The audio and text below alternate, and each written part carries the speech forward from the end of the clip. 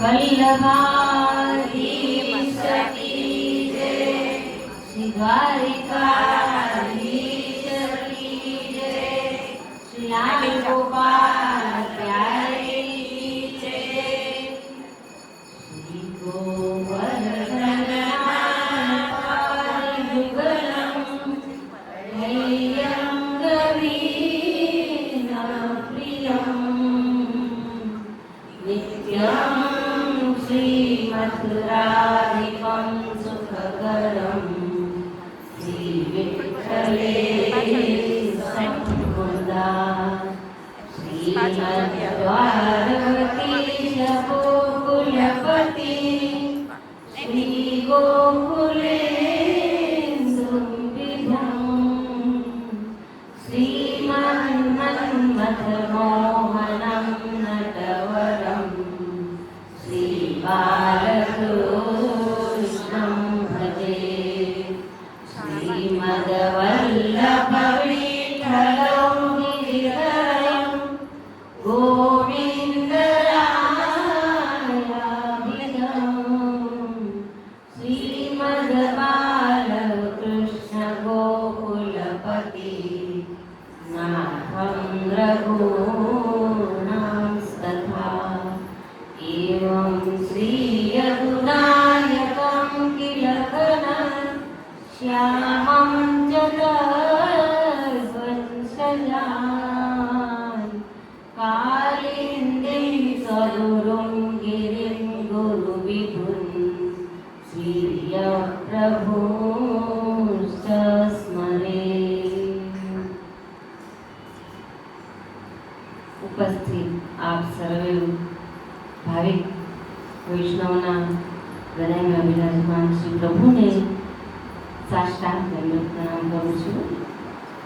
અને આજે આપણે આગળનો વિષય આજે ચાલુ કરીએ. આપણો જે ચાલે છે આ 3 દિવસનો કાર્યક્રમ, આજે છે ત્રીજો દિવસ. એનું શું છે મુખ્ય, શેના ઉપર ચાલે છે? વૈષ્ણવ કર્તવ્ય. પૂછી લઉં ને, કોઈના મગજમાંથી વૈષ્ણવ નથી ગયું ને.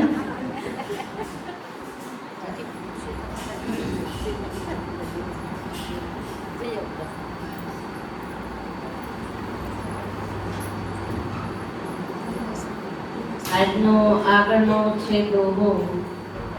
રાત દિવસ સેવા તણા ધરી મન ઉમંગ અપાર, ઉઠવું ઉષહ કાળમાં આળસ નહીં પડવાર. આજે છે આપણે કાલે છેલ્લે જોયો હતો.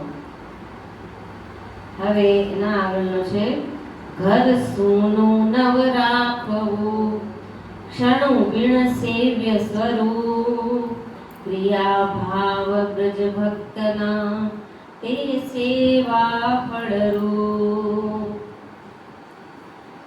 જ્યારે આપણા ઘરમાં સેવ્ય સ્વરૂપ બિરાજતા હોય, સેવ્ય સ્વરૂપની વાત છે.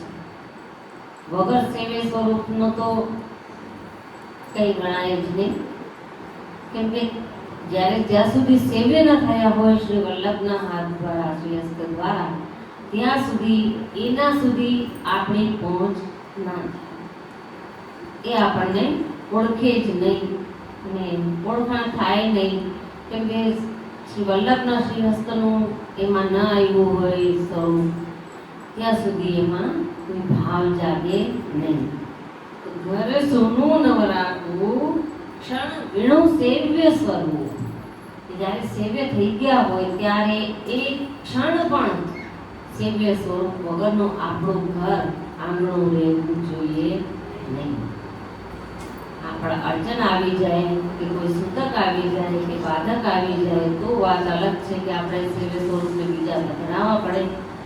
જ્યારે બીજે પધરાવીએ ને તો એટલો વિરહ મનમાં થવો જોઈએ કે આજે મારા પ્રભુ મારે પધરાવવા પડે છે, મારું ઘર ઊંધું થઈ ગયું. કે છે કે જ્યાં સેવ્ય સ્વરૂપ ન બિરાજતા હોય તો ઘર પછી સ્મશાન જેવું થઈ જાય. તેથી અમે તો એમ જ કહીએ બધા વૈષ્ણવોને, પણ હવે લૌકિક સંભાળ્યા વગર ચાલે નહીં, તો અમે સુરતમાં અમે બધા વૈષ્ણવને લગભગ આજ કહીએ, અને ત્યાં તો ઘણા બધા એવું કરે જ છે કે ભાઈ હું સેવા કરું છું, મને નહીં કહેવાનું. કેવું હોય છેલ્લે દિવસે કહેજો, હું એક દિવસનું સૂતક રાતનું પાળી લઈશ અને બીજા દિવસે સવારે સ્નાન કરીને મારે મારી સેવામાં પહોંચી જવાનું. પણ એવું ન જ ચાલતું હોય અને વાતો કરતા હોય લોકો કે જોને કાંઈ પાળતા જ નથી, કોઈ ત્યાં આવતા જતા નથી, આ નથી કરતા, તે નથી કરતા, એવી ભીખ મનમાં હોય કે એવું કરવું જ પડે, મજબૂરી હોય તો વાત અલગ છે. નહીં તો બધાને કેવી કહી જ દેવાનું કે મને નહીં કહો, તમે બધા ઘરના પાળો, જે કરવું હોય કરો, અમે ના નથી પાડતા, મારી સેવા ન છોડાવો. એ બહુ ઊંચી કક્ષા છે અને એ તો બહુ જ માંડ આવે આપણામાં કે જ્યારે આપણને સંસારની ચિંતા છૂટી જાય કે ગમે તે કોઈ વ્યક્તિ મારા માટે કંઈ પણ કહે અને કંઈ નડતું નથી.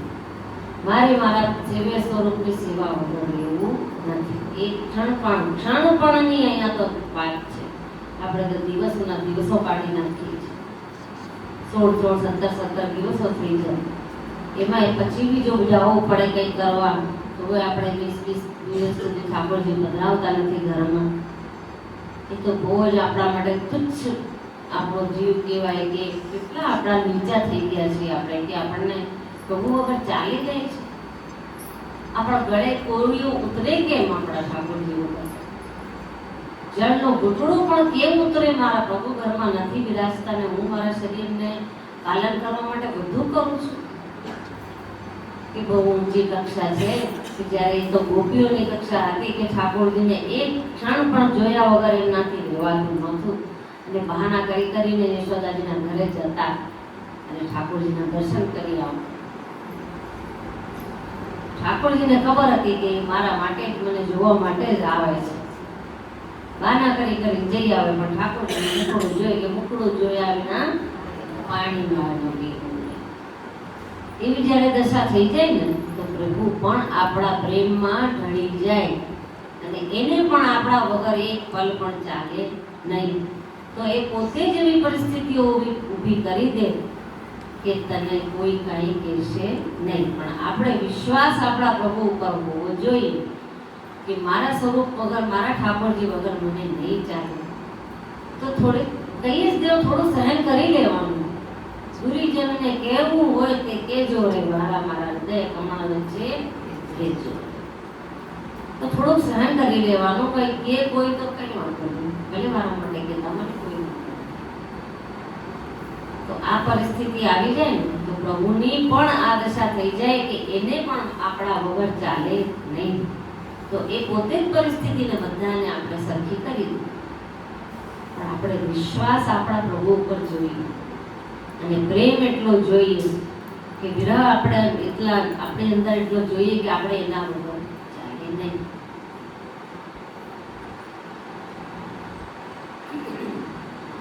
ક્રિયા ભાવ બ્રજ ભક્તના તે સેવા ફળરૂપ. ત્યારે થાય એવું કે જ્યારે આપણી ક્રિયા, આપણા ભાવ, આપણે સેવા કરીએ છીએ એ ભાવ બ્રજ ભક્તો જેવા થઈ જાય. બ્રજભક્તોને જેમ ચાલતું નહોતું પ્રભુ વગર અને બ્રજભક્તો જેમ ક્ષણ ક્ષણ તડપતા હતા પ્રભુ વગર, એવો ભાવ અને એવી ક્રિયા જો આપણી થઈ જાય ત્યારે પ્રભુને પણ એવું થઈ જાય કે આપણે આપણા વગર એને ચાલે નહીં ને એના વગર આપણને ચાલે. બ્રજભક્તોએ તો ત્યાં સુધી કહી દીધું હતું કે અમે તો તમને બહુ ભૂજી લીધા, હવે તમે અમને ભજો. એ ક્યારે પ્રભુએ સાંભળ્યું હશે અને ક્યારે બ્રજભક્તોએ કીધું હશે કે જ્યારે ઠાકોરજીએ એના અંદરના ભાવ જોયા હશે અંતરના કે એટલા મારા વગર તડપે છે ને તડપ્યા છે તો હવે મારો વારો છે કે હું એના વગર કરીશ. ત્યારે બ્રજભક્તોએ કહી દીધું હતું કે હવે તમે અમને ભજો, અમે તો બહુ ભજી લીધું તમને. એ અધિકાર તો આપણને ત્યારે જ મળે કે જ્યારે પ્રભુને એ ખબર પડી જાય કે આનો એક ક્ષણ પણ મારા વગર નહીં જાય. હસેન સેવાને સમય વધેન મિથ્યાવાદ, કોઈથી સેવાને સમય કરે ન વાદ વિવાદ. હસેન સેવાને સમય કે બીજા સાથે હસી ઠઠ્ઠા આપણે સેવાનો સમય નહીં કરવાનો. બીજા કોઈ વાતો કરે છે ને આપણે હસી હસીને વાતો કરી રહ્યા છીએ ને આ બધું સેવા કરી રહ્યા છીએ. હસવું તો પ્રભુની સામે હસવું, પ્રભુને જોઈને હસવું. તો એ સ્વરૂપને તમે ધ્યાનથી દર્શન કરજો. જ્યારે તમે એની સામે હસશો ને એનું મુખારવિંદ તમને હસતું દેખાશે જ. એનું મુખારવિંદ ધ્યાનથી જોજો કે તમારી સામે મુસ્કુરાશે, હસશે જ. પણ ઠાકોરજી સન્મુખ હસીએ ને તો બીજાના કોઈની વાતમાં આપણે ઠાકોરજી સન્મુખ હસવાનું નહીં. ઠાકોરજી તો એને જોવે છે એની માટે જો હસે છે, મારા માટે નહીં હસે. એનું મોઢું રડતું થઈ જાય કે આ મને રશોદાજીએ મહાપ્રભુજી આમને સોંપી દીધા કે આને માં માનજે, આને બધું માનજે ને આને તમારી સાણી પડી નથી. ઠાકોરજી ઉદાસ થઈ જાય અને પ્રભુ ઉદાસ થાય ને એવું આપણાથી બિલકુલ ન કરતા.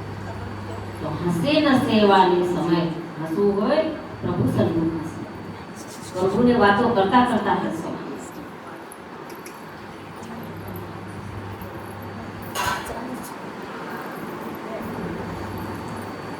કોઈથી સેવાને સમય કરે ન વાદ વિવાદ. સેવાને સમયે કોઈની સાથે વાદ પણ નહીં કરવાનો અને વિવાદ તો બિલકુલ નહીં કરવાનો.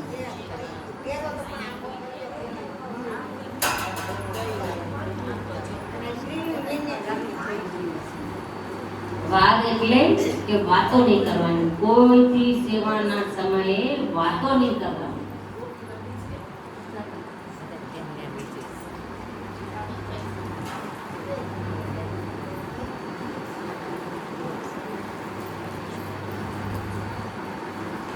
વાદ એટલે કે વાતો નહીં કરવાની કોઈની સાથે. વાદ અર્થાત કે વાત. કઈ વાત? સેવા વગરની વાત, સ્મરણ વગરની વાત, ઠાકોરજી વગરની વાત એ કોઈની સાથે સેવાના સમયે નહીં કરવાની. અને પછી આવે છે વિવાદ. વાત કરીએ તો વિવાદ થાય ને, આપણે વાત જ ન કરીએ તો વિવાદ આવે જ નહીં. કોઈની સાથે બોલીએ જ નહીં તો એ વિવાદ શું કામ કરશે આપણી સાથે? વાદ અને વિવાદ બે અલગ વસ્તુ છે. વાત નહીં કરવાની તો વિવાદ થાય જ નહીં. લૌકિકમાં પણ આ એક નિયમ રાખવાનો કે બહુ ઓછું, જેની સાથે આપણને ન ફાવતું હોય કે એની સાથે મારે વિવાદ જ થવાનો છે, બહસ જ થવાની છે કોઈ વાત, તો બહુ ઓછું બોલવાનું, જરૂર પૂરતું બોલવાનું. જરૂર લાગે કે બોલવું જ પડશે, હા ના માં જવાબ આપી શકતા હોઈએ તો હા ના સિવાય ત્રીજો શબ્દ નહીં બોલો.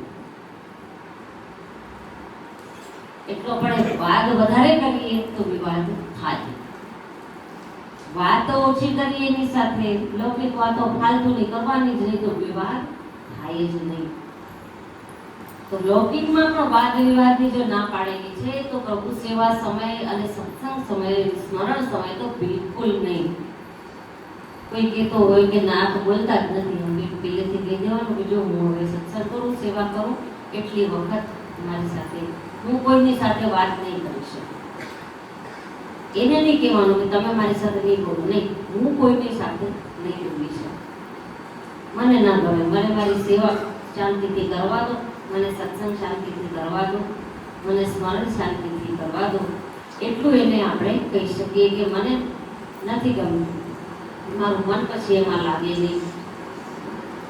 એટલે વાદ અને વિવાદ બે સેવાના ટાઈમે કોઈની સાથે નહીં કરવું.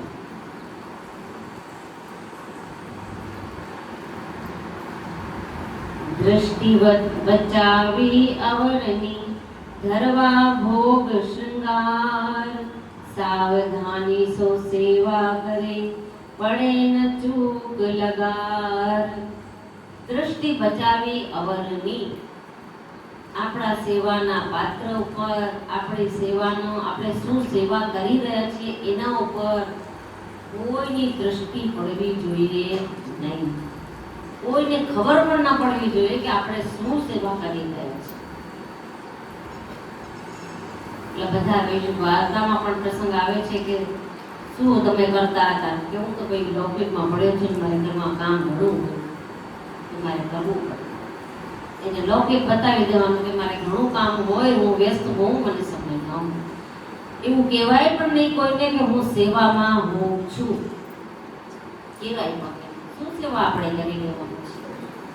સેવા તો કરી ગયા બ્રહ્મ ભક્તો, સેવા તો કરી ગયા છે મહાપ્રભુજી, સાંઈજી. ગોકુળનાથજીને પણ કહી દીધું હતું કે સેવા તો કર ગયે બાપ બેટા. ગોકુળનાથજી તો લકીર પીટે છે. તો ગોકુળનાથજીએ લકીર પીટે છે એનો પણ ઉત્સવ મનાવ્યો કે અમને એટલું તો કીધું કે લકીર પીટે, અમે એટલા લાયક તો લાગે. હજી ગોકુળનાથજીની સૃષ્ટિમાં લકીર પીટવાનો ઉત્સવ મનાવાય છે. તો જ્યારે ગોકુળનાથજી છે રામ મહાપ્રભુજી બધાને એવું કહી દીધું હોય તો આપણે તો કોઈ વસ્તુ નથી એની સામે, તુચ્છ એક કણ પણ નથી, તો આપણે શું સેવા કરશું? ઘણા બધા કહેતા તમને ફોન કર્યો તો બેન ઉપાડે નહીં તમે, એ હું સેવામાં હતી ને ઝટકાઈ જઈએ છીએ, સેવામાં હતી ને એટલે, વાર્તા વાંચતી હતી ને એટલે, સત્સંગ કરતી હતી ને એટલે. અરે આપણે શું સેવા સત્સંગ વાર્તા કરી લેવાના છીએ? આપણાથી કંઈ નથી થવાનું. જે આપણે માનીએ છીએ ને કરી લઈએ છીએ નથી કરી શકતા આપણે. અને એ સમય આપણો જે સેવા સત્સંગમાં જાય છે ને એ તો પ્રભુ સમજી શકે છે, અને એ સમજે જ છે. તો પછી આપણે કોઈને કહેવાની જરૂર શું છે? આપણે કોના માટે કરીએ છીએ? પ્રભુને રાજી કરવા માટે, પ્રભુને પ્રસન્ન કરવા માટે. અને એ પ્રસન્ન થઈ જ જાય છે, સમજી લે, એ સમજ લે. अपने मन की बात वो समझ रहे हैं, तो किसी और को समझाने की जरूरत क्या है? જેને આપણે પ્રેમ કરીએ છીએ એ આપણા મનની વાત સમજી જાય, એને જ પ્રેમી કહેવાય, નહીં તો પ્રેમી ન કહેવાય. પ્રેમી એને જ કહેવાય કે જે આપણા મનની વાતને સમજી જાય કીધા વગર. અને પ્રભુને કહેવાની જરૂરત નથી. એને આપણે ક્રિયાથી ખબર પડી જાય, એને આપણી દૃષ્ટિથી ખબર પડી જાય, એને આપણા ભાવ અંદરથી ખબર પડી જાય કે આ કેવી રીતે ને કયા ભાવથી મારી સેવા કરી રહ્યો છે. પણ આ બધી વાત છે ને સેવ્ય સ્વરૂપની છે, સેવ્ય કર્યા વગરની નહીં. સેવ્ય ન કર્યા હોય તો એ ન સમજે અને આપણે ન સમજે. સેવ્ય સ્વરૂપની વાત છે કે એ આપણી ક્રિયાઓથી સમજી જાય કે આ કયા ભાવથી અત્યારે મારી સેવા કરી રહ્યો છે. ક્ષણમાં સમજી જાય, એને કઈ સમજાવવાની જરૂર નથી. લૌકિક માણસને સમજાવવાની બહુ જરૂર પડે. ભાઈ અમારા મનમાં તમારા પ્રત્યે એવું કાંઈ નથી, તોય ન સમજે એટલે ન સમજે. સમજાવીને આપણી જિંદગી વીતી જાય ને તો એ ન સમજવો હોય તો ન જ સમજે. એને લૌકિકમાં સમજાવીએ એના કરતા આપણે પ્રભુને ન સમજાવીએ. અને લૌકિકને તો કહીને થાકી જઈએ, અને કહીને આપણને દુઃખ કેટલું થાય કે એટલે આટલું બધું કહીએ છીએ તોય સમજતો નથી. અને પ્રભુને તો કહેવું જ નથી પડતું, ખાલી એ આપણી ક્રિયા માત્રથી ને આપણા ભાવથી સમજી જાય છે કે આ શું કરે છે.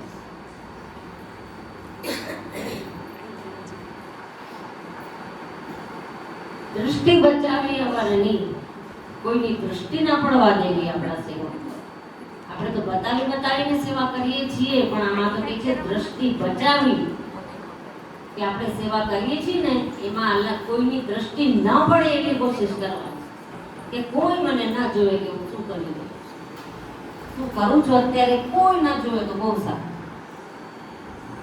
એ સમજીને સેવા કરવાની, દૃષ્ટિ દેખાડીને સેવા નહીં કરવાની કે જોઈને હું તો ચકડી ભોગ કરું છું, હું તો આ ભોગ કરું છું, હું તો ઓલો ભોગ કરું છું. લોકો કે તું શું ધરશે? ધરી તો ક્યાં વલ્લભ, તું શું ધરવાનો છે? અને ધરી બધાને ડંકો પીટતા રહીએ આપણે. હું ચકડી ભોગ કરું હો, હું તો ધર્યા વગરનું લીધું લઉં નહીં હો. એ બતાવવાની જરૂર શું છે? આપણે પ્રેમ કરીએ છીએ, આપણે આપણા ધણીને પ્રેમ કરીએ છીએ, ઘરનાઓને પ્રેમ કરીએ છીએ, તો દુનિયામાં આપણે કહીએ છીએ કે હું મારા પતિને પ્રેમ કરું છું. કહીએ તો શરમ આવે, આપણને શરમ આવે. આ ઠાકોરજીની રીત કહેવામાં શરમ નથી આવતી આપણે? શું કામ કહેવાનું કે હું શું કરું છું? હું તો હાથ પવિત્ર